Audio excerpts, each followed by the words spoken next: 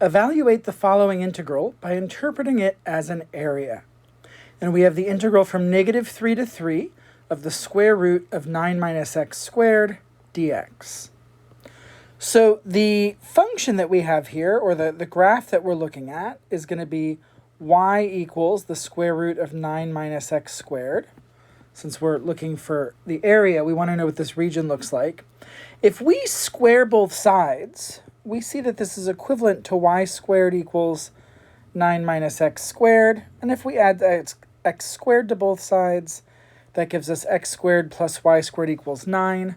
This is a circle centered at the origin with radius 3. And so it looks something like this. I'm just going to label a little bit of the axes so we can see. But we have our circle centered at the origin with radius 3. And this is not the graph of a function. It fails the vertical line test. But remember, when we have y equals the positive square root of 9 minus x squared, that means that we are looking at the upper half of this circle. And we are looking from -3 to 3, so that ends up, in fact, being the entire semicircle on the upper portion, which I'm very shadily shading in. It's not very nice, but there you go.